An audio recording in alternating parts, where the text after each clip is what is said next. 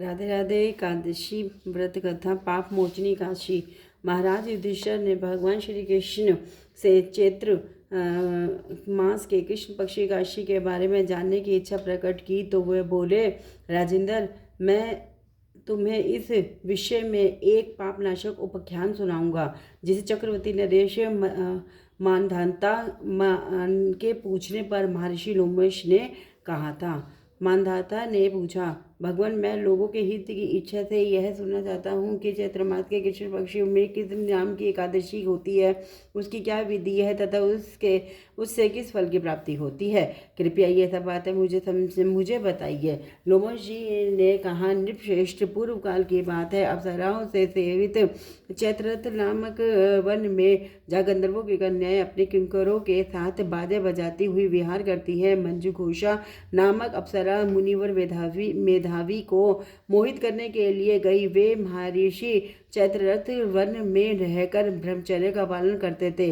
मंजुघोषा मुनि के भय से आश्रम में एक कोस दूर ही ठहर गई और सुंदर ढंग से वीणा बजाती हुई मधुर गीत गाने लगी। मुनिश्रेष्ठ मेधावी घूमते हुए उधर जा निकले और उस सुंदर अप्सरा को इस प्रकार गान करते देख बरबसी मोह के वशीभूत हो गए।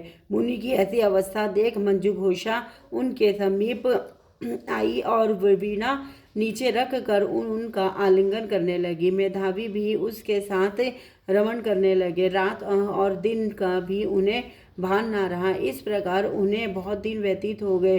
मंजुघोषा देवलोक में जाने को तैयार हुई। जाते समय उसने मुनिश्रेष्ठ मेधावी से कहा, ब्राह्मण, अब मुझे अपने देश जाने की आज्ञा दीजिए। मेधावी बोले, देवी, जब तक सवेरे की संध्या न हो जाए तब तक मेरे ही पास ठहरो। अप्सरा ने कहा, विप्रभर, अब तक ना जाने कितनी ही संध्याएं चली गई। मुझ पर कृपा करके बीते हुए समय का विचार तो कीजिए। लोमश जी कहते हैं, राजन, अप्सरा की बात सुनकर मेधावी चकित हो उठे। उस समय उन्होंने बीते हुए समय का हिसाब लगाया तो मालूम हुआ कि उसके साथ रहते हुए उन्हें 57 वर्ष हो गए। उसे अपनी तपस्या का विनाश करने वाली जानकर मुनि को उस पर बड़ा क्रोध आया। उन्होंने शाप देते हुए कहा, पापनी, तू पिशाची हो जाए। मुनि के शाप से दग्ध होकर वह विनय से नतमस्तक हो बोली, विप्रभर, मेरे शाप को उद्धार कीजिए। 7 वाक्य बोलने या 7 पद साथ साथ चलने मात्र से ही सत्पुरुषों के साथ मैत्री हो जाती है। ब्राह्मण, मैंने तो आपके साथ अनेक वर्ष व्यतीत किए हैं, अतः स्वामीन मुझ पर कृपा कीजिए। मुनि बोले, भद्रे, क्या करूं? तुमने मेरी बहुत बड़ी तपस्या नष्ट कर डाली है। फिर भी सुनो, चैत्र कृष्ण पक्ष में जो शुभ एकादशी आती है उसका नाम पापमोचिनी है। वह शाप से उद्धार करने वाली तथा सब पापों का क्षय करने वाली है। सुंदरी, उसकी का व्रत करने पर तुम्हारी पिशाचता दूर होगी। ऐसा कहकर मेधावी अपने पिता मुनिवर च्यवन के आश्रम पर गए। उन्हें आया देख च्यवन ने पूछा, बेटा, यह क्या किया? तुमने तो अपना पुण्य का नाश कर डाला। मेधावी बोले, पिताजी, मैंने अप्सरा के साथ रमण करने का पातक किया है। अब आप ही कोई ऐसा प्रायश्चित बताइए जिससे पातक का नाश हो जाए।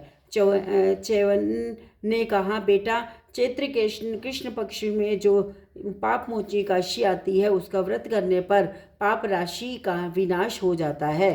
पिता का यह कथन सुनकर मेधावी ने उस व्रत का अनुष्ठान किया। इससे उनका पाप नष्ट हो गया और वह पुनः तपस्या से परिपूर्ण हो गए। इसी प्रकार मंजुघोषा ने भी इस व्रत का उत्तम व्रत का पालन किया। पापमोचनी का व्रत करने के कारण वह पिशाच योनि से मुक्त हुई और दिव्य रूप धारणी श्रेष्ठ अप्सरा होकर स्वर्ग में चली गई। भगवान श्री कृष्ण कहते हैं, राजन, जो श्रेष्ठ मनुष्य पापमोचनी एकादशी का व्रत करते हैं उनके सारे पाप नष्ट हो जाते हैं। इसको पढ़ने और सुनने से सहस्त्र गोदान का फल मिलता है। ब्रह्मत्या, सुवर्ण की चोरी, सुरापान और गुरुपत्नी गमन करने वाले महापातकी की भी इस व्रत को करने से पाप मुक्त हो जाते हैं। यह व्रत बहुत पुण्य में है। हरे कृष्ण कृष्ण कृष्ण हरे हरे, हरे राम राम राम हरे हरे। हर हर महादेव, हर हर महादेव, हर हर महादेव। श्री शिवाय नमस्तुभ्यं, श्री शिवाय नमस्तुभ्यं, श्री शिवाय नमस्तुभ्यं। राधे राधे। ओमकारेश्वर ज्योतिर्लिंग महादेव की जय। ओमकारेश्वर ज्योतिर्लिंग महादेव की जय। ओमकारेश्वर ज्योतिर्लिंग महादेव की जय।